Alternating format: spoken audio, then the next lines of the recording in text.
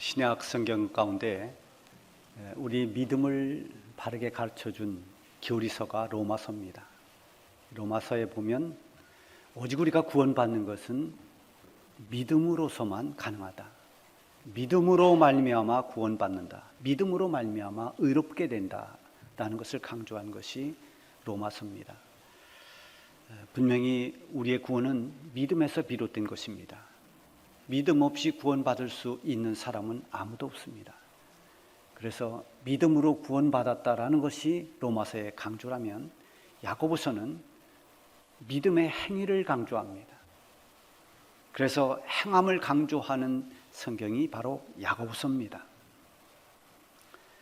이 믿음과 행함, 이 두 가지는 서로 별개의 것이 아닙니다. 이것은 서로 연결되어 있습니다. 믿음이 만약에 하나의 지식이나 개념에 머물러 있다고 한다면 그것은 진정한 믿음이 아닙니다. 믿음이라고 하는 것은 반드시 그 믿음으로 말미암아서 나오는 행위, 실천, 이 행함이 따라야 됩니다. 그래서 야고보서는 행함이 없는 믿음은 죽은 믿음이다. 야고보서 2장 26절에 그렇게 말씀하고 있습니다. 그만큼 행함을 강조하고 있습니다. 야고보서에서 이렇게 행함을 강조하고 있는 것을 우리가 보게 되는데, 실제로 우리가 믿음을 가지고 있지만 믿음을 가지고 있는 우리 그리스도인들이 하나님의 영광을 나타내지 못하고 오히려 하나님의 영광을 가리거나 또 세상의 많은 사람들에게 비웃음과 손가락질을 당하는 경우는 믿음이 없어서가 아니라 믿음으로 말미암은 행위의 문제가 있기 때문입니다. 그래서 이 행함이라고 하는 것은 굉장히 중요합니다. 우리 그리스도인들이 행함은 교회 밖에서도 참으로 중요합니다. 그래서 사람들에게, 믿는 사람들의 모습이 어떠한가? 예수님께서 너희는 세상의 빛이다, 너희는 세상의 소금이다 이렇게 말씀해 주신 것은 너희가 이 세상 가운데 살면서 빛처럼 소금처럼 그렇게 다른 사람들을 비춰주는 선한 영향을 끼쳐라. 너희가 소금답게 그렇게 그리스도인으로서의 삶을 살으라는 그런 말씀으로 이 말씀을 예수님이 해주셨습니다. 그런 의미에서 우리가 과거에 우리 교회가 많은 신뢰를 받았습니다. 그래서 어떤 자료에 보면 옛날에 동네 구멍가게에서 교회 다니는 사람이다 그러면 외상을 기꺼이 줬습니다. 적어도 교회를 다니면 믿을 만하다, 저 사람은 교회를 다니니까 신뢰할 만하다, 이렇게 인정을 받았어요. 그것은 교회를 다니지 않을 때 술 먹고 그 생활이 허랑방탕하다가 어떤 연유인지 교회를 다니기 시작하면서부터는 술을 끊었습니다. 행동이 달라집니다. 말하는 것이 달라집니다. 그것을 본 사람들이 교회를 가면 뭔가 달라지는구나, 뭔가 변화되는구나, 이걸 알았습니다. 그래서 술, 담배를 하는 사람들은 나는 술을 끊고 담배를 끊은 다음에 교회를 다녀야지, 이런 말들을 많이 했습니다. 그것이 척도는 아닙니다만 어쨌든 교회를 가면 뭔가 사람이 변화되고 달라지고 더 나아진다는 것을 인정했던 것입니다. 구멍가게에서 그저 외상을 마음 놓고 편히 줄 수 있을 정도로 교회는, 성도들은 신뢰를 받았습니다. 그러나 지금은 전혀 그렇지 못합니다. 지금 그런 이야기는 마치 옛날 까마득한 옛날 이야기처럼 들려집니다. 오히려 교회 다니는 사람들을 비웃고 조롱하기도 합니다. 이것은 바로 우리의 삶에 문제가 있기 때문입니다. 교회 밖에서 우리의 살아가는 삶의 그런 행위가 다른 사람들에게 정말 빛처럼 소금처럼 그렇게 좋은 영향을 끼칠 수 있어야 됩니다. 그래서 행함을 강조할 수밖에 없는 거죠. 또 교회 밖에뿐만 아니라 교회 안에서도 마찬가지입니다. 우리 교회는 나 혼자 신앙생활을 하는 곳이 아닙니다. 우리 모든 구원받은 하나님의 백성들이 모여서 함께 믿음의 공동체를 이룬 것이 교회입니다. 그래서 함께 어우러져서 같이 예배를 드리고 같이 주를 섬기고 봉사하고 또 교육을 하고 또 교제를 하고 전도를 하고 하는 이런 신앙 공동체, 함께 성도들끼리 함께 살아가야 됩니다. 그래서 서로 간에 여러 가지 이해관계가 또 여러 가지 관계가 형성됩니다. 여기에 있어서도 우리의 행함이 얼마나 중요한지 모릅니다. 오늘 본문을 시작하는 19절을 보면 내 사랑하는 형제들아 너희가 알지니 사람마다 듣기는 속히 하고 말하기는 더디하며 성내기도 더디하라. 여기 보면 속히 할 것과 더디할 것을 말씀하고 있죠. 이 말씀의 대상이 누군가 하면 신앙생활을 하고 있는 그리스도인들입니다. 내 사랑하는 형제들아, 책망이나 권고를 할 때도 사랑하기 때문에 하는 그런 책망이나 권고와 비판하려고 하고 미워서 하는 책망과 그리고 권고는 전혀 다릅니다. 벌써 받는 사람의 그 느끼는 감이 다릅니다. 성경에 보면 우리 주님께서 우리에게 책망을 하시고 이 권고하시는 말씀들이 때로는 정말 사랑하기 때문에 하시는 말씀이 많습니다. 라오디게아 교회를 보면 7교회 가운데서 주님께 책망받은 교회입니다. 그런데 이 라오디게아 교회를 책망할 때 주께서 뭐라고 말씀하셨는가 하면 내가 사랑하는 자를 책망하노니, 미워함으로 해서 책망하는 것이 아니라 정말 주님이 사랑하기 때문에 그들을 책망한다는 것입니다. 사랑하는 사람이 잘 되기를 바랍니다. 사랑하는 사람이 그리고 복받기를 바랍니다. 무슨 일이 맡겨지든 그 일을 잘 해내기를 바라는 것이 바람입니다. 지금 야고보 사도가 흩어져 고난 가운데 믿음으로 살고 있는 많은 12지파들, 그들에게 오늘 이 말씀을 주시는 것은 오늘 우리를 사랑하시는 주님께서 우리에게 주시는 권고의 말씀이라고 보아야 됩니다. 그 첫 번째가 뭐냐면 너희는 듣기를 속히 하라는 것입니다. 듣기는 속히 하라. 이 말은 듣는 일을 소홀히 하지 말라는 것입니다. 말을 들을 때 그 말을 들을 수 있는 마음의 준비를 하고 집중해서 말을 들으라는 것입니다. 듣는데 소홀한 사람들은 오해를 잘합니다. 집중해서 듣지 못했기 때문에 대충 듣고 엉뚱한 행동을 합니다. 말과 다른 반응을 보입니다. 왜냐하면 말을 진지하게 그렇게 속히 듣지 못했기 때문입니다. 많은 사람들이 대화를 하다 보면 자기의 말을 하고 싶어 합니다. 그래서 자기 하고 싶은 말, 하려고 하는 말에 집착하게 되면 상대방의 말을 듣지 못합니다. 말을 자꾸만 끊으면서 자기 말부터 하려고 그렇게 성급하게 굽니다. 그래서 우리는 듣는 훈련이 매우 필요합니다. 상대방이 무엇을 말하는지를 귀 기울여 들을 수 있는 이 훈련이 우리 모든 그리스도인들에게는 필요한 것입니다. 그 사람이 말하는 그 말을 잘 들을 뿐만 아니라 그 사람들이 그 말을 할 때 그 표정까지도 집중해서 보는, 이것이 진지하게 듣는 거죠. 하나님의 말씀도 마찬가지입니다.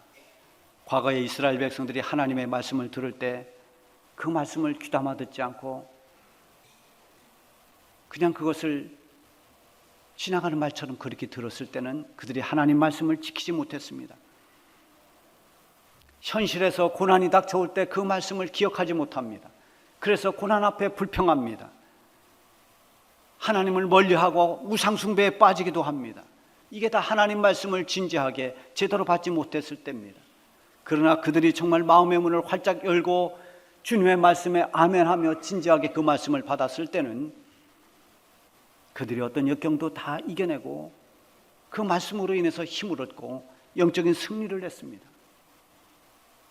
이스라엘의 교육의 모태가 바로 쉐마라고 하는 것입니다. 신명기 6장 4절에 보면 이스라엘아 들으라, 쉐마 이스라엘, 이 쉐마라고 하는 것이 들으라 그 말입니다. 듣는 데서부터 시작됩니다. 잘 듣는 것입니다. 여러분, 하루에도 얼마나 많은 대화를 합니까? 여러분이 잘 듣는 지혜가 있기를 바랍니다. 우리의 모든 믿음도 말씀을 듣는 데부터 시작됩니다. 로마서 10장 17절에 보면 그러므로 믿음은 들음에서 나며 들음은 그리스도의 말씀으로 말미암느니라. 믿음이 어디에서부터 나기 시작하는가? 들음에서 난다고 그랬습니다. 말씀을 잘 듣고 복음을 잘 듣는 사람이 믿음을 가질 수 있습니다. 여러분, 듣는 일에 속히 하기를 바랍니다. 이어서 더디할 것을 말씀했습니다. 말하기와 성내는 것은 더디하라 그랬습니다. 먼저 듣는 것과 달리 말하는 것은 더디하라고 그랬어요. 이 더디하라는 것은 천천히 하라는 얘기가 아닙니다. 더디하라는 말은 신중하게 하라는 말입니다. 성급하게 자기의 주장을 앞세우거나 자기가 하려는 말을 관철시키려고 하지 말고 진지하게 말을 생각하고 하라는 거죠. 그리스의 철학자인 제노, 유명한 철학자인데요. 이 사람이 한 말이 있습니다. 근데 철학자가 했기 때문에 유명한 말이 됐지만 이건 유치원생도 할 수 있는 말인데, 사람은 귀가 둘이고 입이 하나다. 이거 모르는 사람이 누가 있겠습니까? 그런데 이 말을 한 의미가 무엇이냐? 그것은 우리가 잘 알듯이 귀는 두 개고 입은 하나다. 듣는 것은 잘 듣고 많이 듣고 말하는 것은 적게 하라. 이런 의미가 담겨 있습니다. 말을 더디하려고 하면 말을 쏟아내기 전에 생각을 해야 됩니다. 말을 많이 하다 보면 실수를 합니다. 그래서 때로는 말할 때 말을 멈추기도 하고 제동을 걸기도 하고 줄이기도 합니다. 잠언 10장 19절 말씀에 보면은 말이 많으면 허물을 면하기 어려우나 그 입술을 제어하는 자는 지혜가 있느니라. 잠언 17장 18절에 보면 미련한 자라도 잠잠하면 지혜로운 자로 여겨지고 그의 입술을 닫으면 슬기로운 자로 여겨지느니라. 우리가 가만히 있으면 중간은 간다, 그런 말을 가끔 해요. 입을 딱 닫고 있으면 저 사람이 어떤 생각을 하는지 잘 알지 못합니다. 그래서 함부로 무시하기가 어렵습니다. 근데 말을 다 쏟아내면 다 노출됩니다. 그 많은 말 가운데 실수도 생겨납니다. 그래서 말을 많이 하는 것은 언제나 실수를 가져옵니다. 특히 남의 말을 하는 것은 조심해야 됩니다. 남의 말을 많이 하다 보면 대인관계가 깨질 수가 있습니다.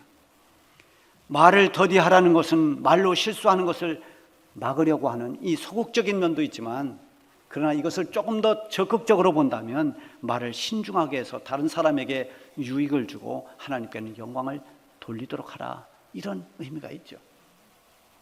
말하자면 선한 말을 하고 또 위로와 격려의 말들을 하고 도움이 되는 말들을 하고 믿음의 말들을 하는 것, 이런 말들을 하는 것이 말을 더디게 하는 것입니다. 신중하게 하는 것입니다. 우리 교회 공동체 안에는 여러 모임이 있습니다. 각 기관이 있고 부서가 있습니다. 기관이 모이거나 부서가 모이면 이런저런 이야기를 합니다. 또 특히 친목 모임으로 모이다 보면 여러 가지 사회생활에서 일어나는 일들도 자연스럽게 할 수밖에 없습니다. 그런 이야기를 해서는 안 된다? 아닙니다. 우리가 세상에 사는데 세상 이야기를 할 수밖에 없습니다. 그러나 그 이야기를 하는 가운데도 말을 더디하는 지혜, 말을 생각하면서 믿음의 말을 할 수 있는 사람이 있어야 됩니다. 적어도 우리 그리스도인들이 모인 그 모임의 공동체라면, 또 그런 모임이라면 어떤 모임이 됐든 거기에는 신앙의 말을 하는 사람, 믿음으로 말하는 사람, 그런 사람이 반드시 있어야 됩니다. 잠언 16장 24절에 선한 말은 꿀송이 같아서 마음에 달고 뼈에 양약이 되느니라. 잠언 25장 11절에 경우에 합당한 말은 아로새긴 은쟁반의 금사관이라. 여러분, 이런 말을 함에 있어서 신중하게 더디하는 지혜가 있기를 바랍니다. 그리고 말하는 것과 동시에 더디해야 할 것이 성내는 것입니다. 20절에 보면 사람이 성내는 것이 하나님의 의를 이루지 못함이라. 여러분, 어디 성내 보셨습니까? 성질을 안 내본 사람이 누가 있겠습니까? 다 성냅니다. 화를 부리기도 합니다. 근데 성을 내고서 얻은 유익이나 기쁨은 정말 전혀 없습니다. 오히려 성을 내고 나면 후회가 됩니다. 성이 나서 분노할 때는 정신을 차리지 못하다가 진정이 되고 나면 밀려오는 것은 후회입니다. 내가 왜 괜히 성질을 부렸구나, 내가 괜히 화를 냈구나. 성내는 것으로는 하나님의 의를 이루지 못한다고 했습니다. 성내는 것은 신앙적으로 언제나 마이너스입니다. 어느 신문 아티클에 분노에 관한 글이 적혀 있었는데요, 굉장히 강하게 썼어요. 쓸데없는 노여움은 자기 명줄을 끊는 칼이 되고 날선 분노는 내게 되돌아오는 부메랑이 되어 내 몸에 암의 씨앗을 뿌린다. 굉장히 거칠게 표현했지만 분노와 노여움 같은 것은 전혀 백해무익하다는 것을 강조하려고 한 말이죠. 성을 내면 내 속에 평안이 깨집니다. 기쁨을 뺏어갑니다. 성내는 것을 좋아하는 것은 마귀밖에 없습니다. 그래서 마귀는 이 성내는 것을 부추깁니다. 또 이용합니다. 우리가 화날 때 자꾸만 더 화날 일을 부추겨 줍니다. 에베소서 4장 26절 27절에 보면 분을 내어도 죄를 짓지 말고 해가 지도록 분을 품지 말고 마귀에게 틈을 주지 말라, 이렇게 말씀하고 있어요. 우리가 성을 내지 않을 수는 없습니다. 감정을 가지고 있는 우리가 화가 날 때 화를 내게 됩니다. 그러나 그 화를 계속 품고 있지 말라는 것입니다. 그 분노를 계속 끌어안고 있지 말라는 것이에요. 그 분노를 끌어안고 있다 보면 마귀가 틈을 이용합니다. 그래서 자꾸만 화를 부추깁니다. 밤새 잠을 못 자게 합니다. 그래서 성내는 것으로 끝내는 것이 아니라 죄를 짓는 데까지 가도록 그렇게 만드는 것이 마귀입니다. 그래서 마귀에게 틈을 주지 말라고 권고하고 있는 것입니다. 여러분, 화가 났을 때, 분노할 때 내가 이러다가 마귀에게 틈을 주면 어떡하나, 그 생각이 뻗떡 나시기를 바랍니다. 그러면 화를 잘 다스리게 될 것입니다. 여러분, 이제 세 번째는 말씀을 온유함으로 받고 행하라는 것입니다. 어찌 보면 신앙생활을 하고 있는 우리 그리스도인들에게는 가장 중요한 실천 덕목입니다. 말씀을 잘 받아들이고 그 받은 말씀을 따라 살아가는 것, 이것은 아무리 강조해도 지나치지 않는 행함 있는 믿음의 실천 사항이라고 할 수 있습니다. 21절에 보면 내버릴 것과 받아들일 것을 대조적으로 말씀하고 있죠. 그러므로 모든 더러운 것과 넘치는 악을 내버리고 너희 영혼을 능히 구원할 바 마음에 심어진 말씀을 온유함으로 받으라. 악은 다 내버리고 말씀을 온유함으로 받으라 했습니다. 악을 내버릴 수 있는 가장 좋은 방법은 악을 버려야지, 내 모든 그런 죄악들을 다 벗어버려야지 이런다고 해서 되는 게 아닙니다. 하나님의 말씀을 잘 받아서 그 말씀으로 은혜를 받으면 악은 물러갑니다. 그게 가장 빠른 방법입니다. 내가 이것은 끊어버려야지, 이것은 하지 말아야지, 아무리 결단해도 그게 얼마나 어렵습니까? 그러나 어느 날 성령이 내게 임하고 내가 성령의 감화를 받고 말씀으로 은혜 받고 영적인 변화가 일어나면 어느새 내가 버리려고 했던 것은 나에게서 물러가고 사라지고 없습니다. 말씀을 잘 받음으로 인해서 그 말씀의 힘으로 악을 이겨내시기를 바랍니다.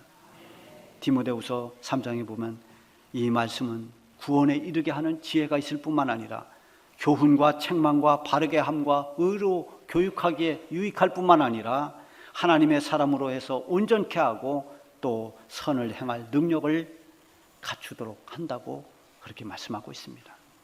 이러한 성경, 즉 하나님의 말씀을 받을 때 온유함으로 받으라고 했습니다. 말씀을 받아들일 수 있는 그런 부드러움, 유순한 마음을 가지라는 것입니다. 그래서 말씀을 우리가 들을 때 마음의 문을 열고 아멘, 아멘 하면서 말씀을 받는 것은 얼마나 귀한 건지 모릅니다. 가시도 친 것처럼 뾰족하고 날카로운 그런 비판적 자세를 가지고 말씀을 들으면 어느 것도 우리의 심령의 밭에 떨어지지 않습니다. 예수님께서 이 밭의 비유를 통해서 말씀이 떨어지는 그런 비유를 해주셨죠. 딱딱한 길가밭에 떨어진 씨앗도 있고 어떤 것은 돌밭에, 어떤 것은 가시덤불에, 이런 데 떨어진 것은 제대로 자라서 열매를 맺지 못합니다. 그러나 잘 가꿔진 기경된 옥토 같은 밭에 떨어진 그런 말씀은 열매를 30배, 60배, 100배를 맺는다고 했습니다. 여러분, 이렇게 말씀을 받을 때 옥토같이 잘 기경된 그런 유순한 마음, 그런 부드러운 마음, 온유한 마음으로 말씀을 받으시기를 바랍니다. 이렇게 말씀을 받을 뿐만 아니라 그 말씀을 실천하는 행함이 있어야 됩니다. 22절 말씀 보세요. 너희는 말씀을 행하는 자가 되고 듣기만 하여 자신을 속이는 자가 되지 말라. 듣기만 하고 그만두는 사람은 자신을 속이는 사람이라고 그랬습니다. 23절 이하에는 말씀을 듣고도 행하지 않는 사람은 마치 자신의 얼굴을 거울로 보고도 금방 잊어버리는 사람과 같다고 그렇게 말씀합니다. 여러분 오늘 교회 오실 때 거울 보셨습니까? 우리 교회에서 제일 많이 쓰는 거울은 여자 화장실일 겁니다. 그 여자 화장실에 들어가는 분들이 거울 보기 위해 들어가는 분도 많이 있을 거예요. 제가 뭐 여자가 아니라 잘 모르겠습니다만 제 추측에 그렇습니다. 가서 옷 매무새는 잘 됐는지, 또 뭐 얼굴에 화장은 잘 돼 있는지, 또 오다가 머리카락은 이렇게 헝클어지지는 않았는지 이렇게 한번 살펴보는 거, 그게 참 중요한 겁니다. 점검해 보는 겁니다. 제가 더울 때 여름에 한번 거울을 안 보고 그냥 이 가운을 걸치고 왔는데 넥타이를 안 차고 그냥 나왔습니다. 여러분 기억나는지 모르겠어요. 거울만 한번 쳐다봤어도 괜찮을 텐데 거울을 안 보고 그냥 더우니까 그냥 이거 걸치고 나왔는데 보니까 없어요. 거울을 본다는 건 자기를 점검하는 겁니다. 얼굴에 뭐가 묻었는지, 뭘 고칠 게 있는지. 우리가 말씀을 받고 이것을 내가 고쳐야 되겠구나, 내가 이렇게 살아야 되겠구나, 그렇게 움직여야 되는데 거울을 보고 금방 잊어버리는 겁니다. 얼굴에 뭐가 묻었는데 거울을 보고 그냥 돌아섭니다. 아무런 변화가 없습니다. 말씀을 듣기만 하면, 행하지 않으면 어떤 변화도 일어날 수 없습니다. 그것이 자꾸만 습관이 되고 반복되다 보면 신앙생활은 타성해졌고 영적으로는 굳을 대로 굳어버린 몸과 같이 그렇게 경직될 수밖에 없습니다. 예수님께서 산상수훈의 보배 같은 말씀을 마태복음 5장, 6장, 7장에 쭉 이렇게 말씀하시면서 마지막 결론과 같은 말씀을 주셨는데 그게 바로 집 짓는 자의 비유입니다. 나의 이 말을 듣고 행하는 자는 그 집을 반석 위에 지은 지혜로운 사람과 같다. 그리고 나의 이 말을 듣고도 행하지 아니하는 자는 그 집을 모래 위에 지은 어리석은 사람 같다. 이렇게 말씀해 주셨습니다.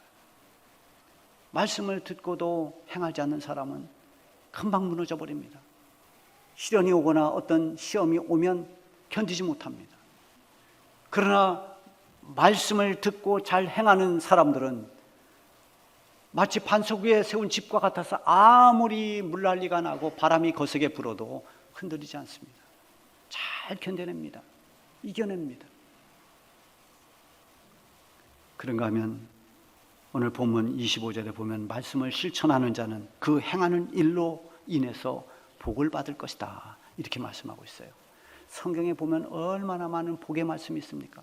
특별히 구약 성경에 보면 신명기 28장 같은 데 보면 들어가도 복을 받고 나가도 복을 받고 들에서도 복을 받고 네 떡반죽 그릇도 복을 받고 네 자녀 네 집의 가축까지 다 복을 받는다.